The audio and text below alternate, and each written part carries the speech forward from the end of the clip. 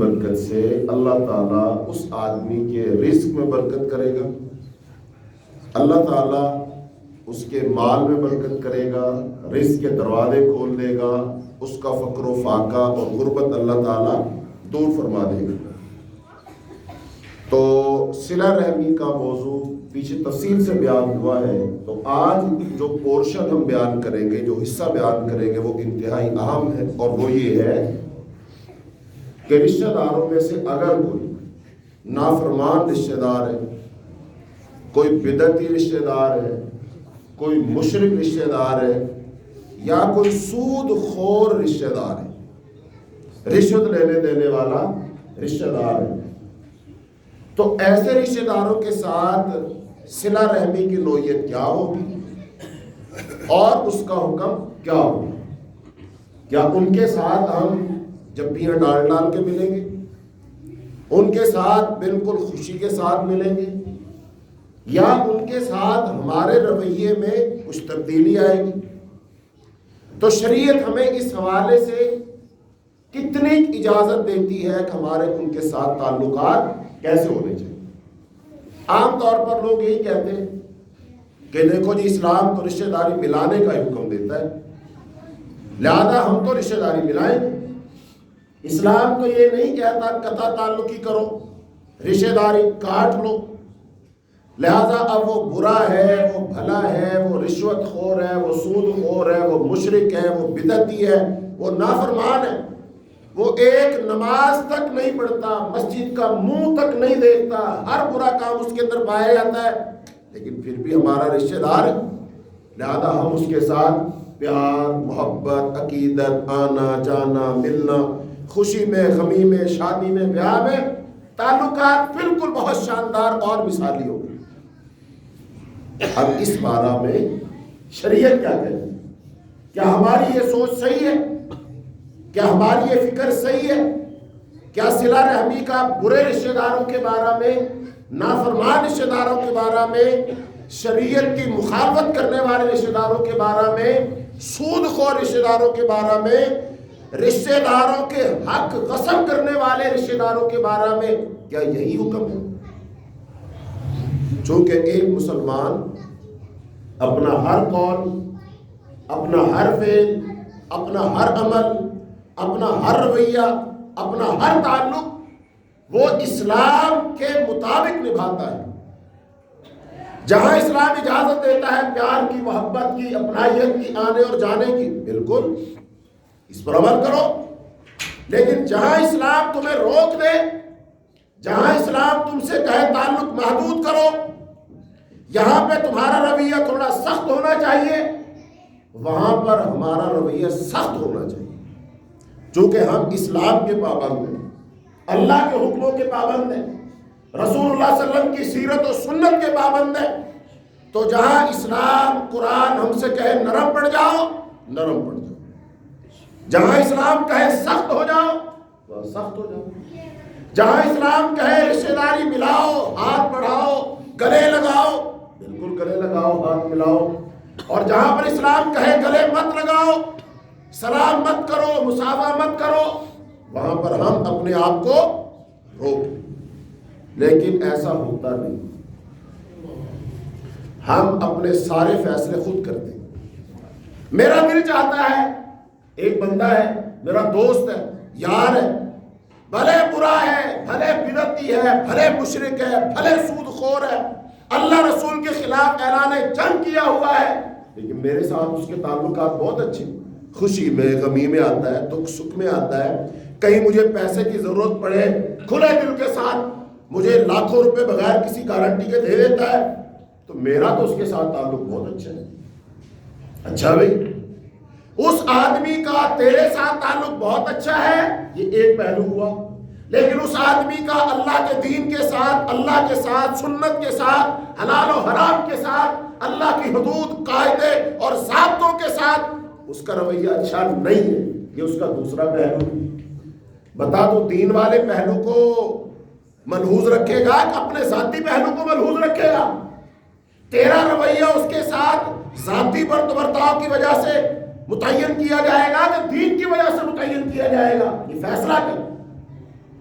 رسول اللہ صلی اللہ علیہ وسلم تو دین کو اہمیت دیتے تھے، صحابہ کرام تو دین کو اہمیت دیتے تھے، خلفائے راشدین تو دین کو اہمیت دیتے تھے، سلف صالحین اور بزرگان محدثین سارے کے سارے دین کو اہمیت دیتے تھے کہ جو دین کے ساتھ اچھا وہ اس کے ساتھ اچھے تھے، جو دین کے ساتھ اچھا نہیں تھا وہ اس کے ساتھ اچھے نہیں تھے۔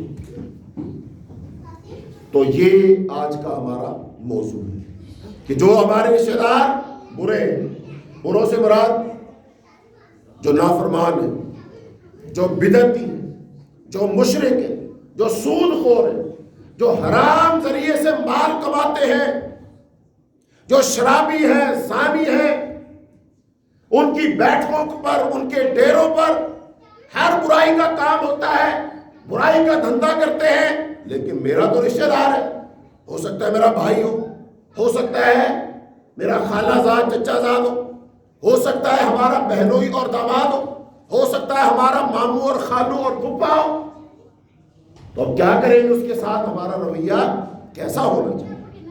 اس کے ساتھ ہم صلہ رحمی کریں نہ کریں، رشتہ داری ملائیں نہ ملائیں، اس بارے میں ہمیں شریعت کیا کہتی ہے؟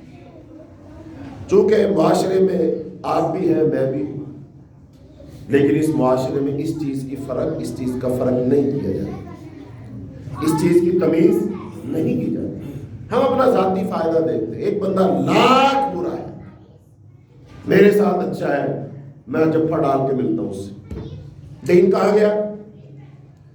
حدیث کیا ہے؟ رسول اللہ صلی اللہ علیہ وسلم فرمایا الحب للہ والبغض للہ من آتا للہ ومنع للہ فقد استکمل الایمان۔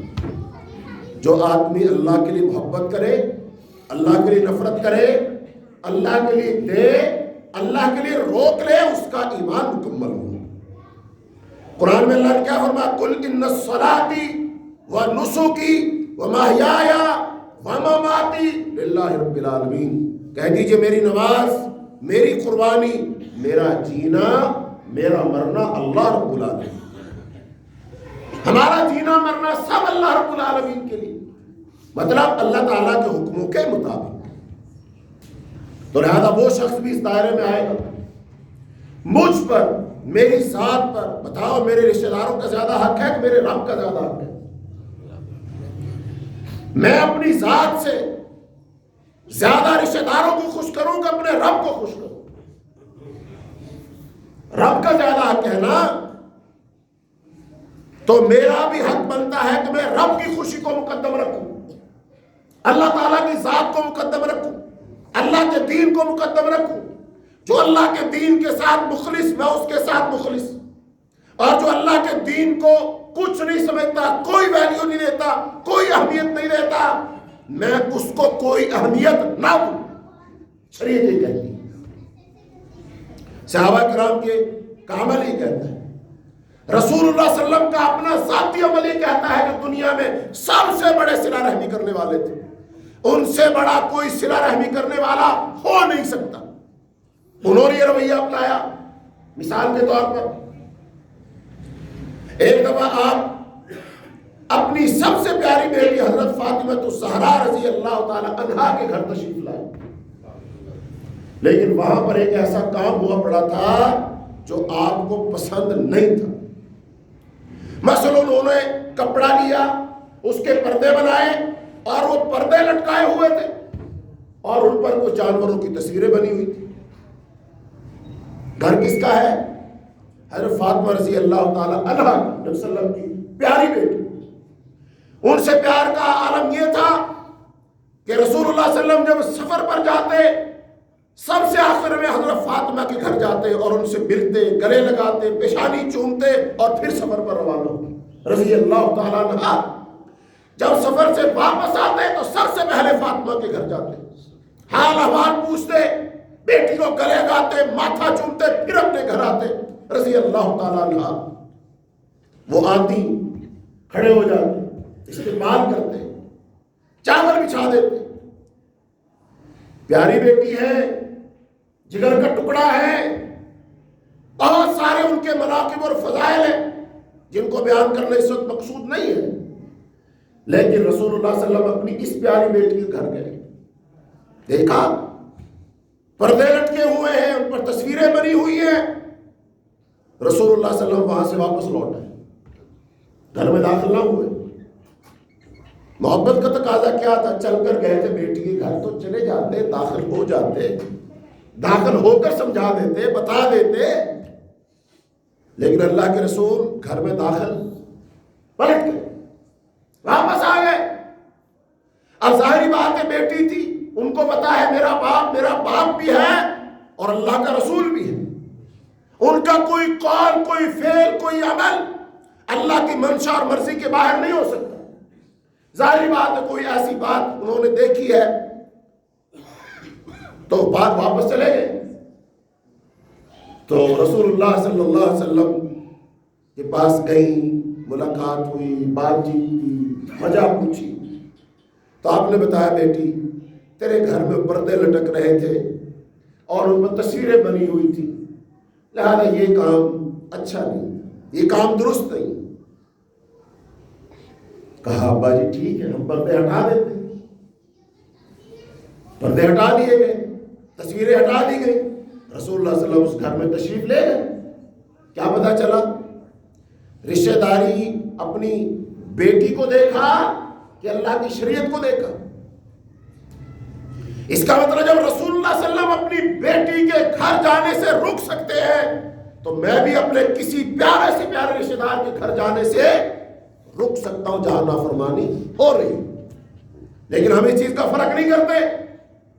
ہم اپنے اور نفع نقصان دیکھتے ہیں، رشتہ داریاں دیکھتے ہیں، نہ جانے سے کیا فائدہ، کیا نقصان ہوگا، کہاں ضرب پڑے گی، کون سا رشتہ دار روٹھے گا، جب وہ روٹھے گا تو ناراض ہوگا، اس کے اثرات کہاں کہاں نکلیں گے. چونکہ میرا تو ان کے ساتھ ایک اور بھی رشتہ ہے، میں نے تو بیٹے کا رشتہ کیا ہوا ہے، بیٹی کا رشتہ کیا ہوا ہے، اس وجہ سے میری بیٹی کو تکلیف ہوگی، اس کے ساتھ منہ اور رویہ یہ بنا لیا جائے گا. میں ان ساری باتوں کو دیکھ کر جمع تفریق کر کے نتیجہ نکال لیتا ہوں، نہیں مجھے چلے جانا چاہیے. ٹھیک ہے، تو نے نتیجہ نکال لیا. دین کہاں گیا؟ دین کو تو نے کس کھاتے میں رکھا ہے؟ دین کو کیا ویلیو دی ہے؟ اس کا مطلب تو نے اپنے ذاتی تعلقات، حسن معاشرت، اپنی رشتہ داریوں میں خرابی اور بگاڑ نہ آئے، تو نے اس وجہ سے دین کو پیچھے کر دیا، ان کو آگے کر دیا. یہی وجہ ہے ہم نے آج دین کو اہمیت نہ دی. اللہ ہمیں کوئی اہمیت نہیں دے رہا. جوتے پڑ رہے ہیں نا، مار پڑ رہی ہے نا، مسلمان چکی کے تو پاٹوں کے درمیان پس رہا ہے نا، مسلمان ذلیل و خوار ہو رہا ہے نا، مسجدیں تباہ ہو رہی ہے نا، مسلمان لاشیں اٹھا رہے. وہ فلسطین کا مسئلہ ہو یا کشمیر کا مسئلہ ہو، اراکان ہو، برما ہو، چیچنیا اور بہت سارے ملک ہیں جہاں پر یہ خون و خاک کی ہولی کھیلی جا رہی. پھر حرم میں بھی دعائیں ہوتی ہیں، مسجدوں میں بھی دعائیں ہوتی ہیں، خطبات اور دروس میں بھی دعائیں ہوتی ہیں. ہم سب رو رو کے دعائیں کر رہے ہیں، لیکن وہ یہودی بڑھ چڑھ کے حملہ کر رہا ہے، اس کے حملوں میں کوئی فرق. کہاں جا رہی ہماری دعائیں؟ اللہ تعالیٰ ہماری دعائیں قبول کیوں نہیں کر رہا؟ کوئی تو سبب ہے، کوئی تو وجہ ہے. وجہ یہ ہے ہم نے دین کو اہمیت نہ دی. ہماری غیرت، ہماری حمیت، ہماری شجاعت، ہماری دل لگی، ہمارے رشتے، ہمارا پیار اور محبت دین کو بائی پاس کر کے ہے. جب ہم سب سے پہلے دین کو اہمیت دیں گے، دین کو ترجیح دیں گے، دین کو مقدم کریں گے، دین کی بنیاد پر فیصلے کریں گے، دین کی بنیاد پر رشتہ داریاں جوڑیں گے، پھر دین کو اہمیت دیں گے، آسمان سے اللہ ہمیں اہمیت دے گا.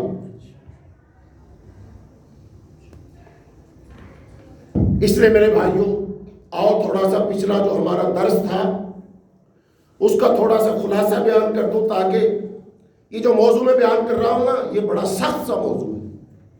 کوئی سننے والا بھی کہے گا کہ حضرت صاحب بڑے سخت بول رہے ہیں. اسلام تو یہ نہیں کہتا، یہ بات تو پہلی دفعہ سن رہے ہیں. اسلام تو یہی کہتا بھی رشتہ داری ملاؤ، آؤ جاؤ سب. لیکن یہ حضرت صاحب کہہ رہے ہیں نہیں ان کے ساتھ نہیں ملنا. بھائی یہ بات نہیں ہو سکتی. آپ نے پہلے ہو سکتا نہ سنی ہو، لیکن میری بات کو بغیر جذباتی ہوئے حقیقت کی بنیاد پر سمجھو کہ میں کیا کہہ رہا ہوں. بات صحیح ہے غلط ہے؟ قرآن و سنت کے مطابق ہے، قرآن و سنت کے مطابق نہیں ہے؟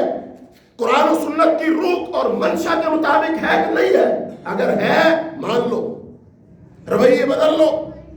آج تک بات نہیں سنی تھی تو کوئی مسئلہ نہیں, آج تو سن رہے ہو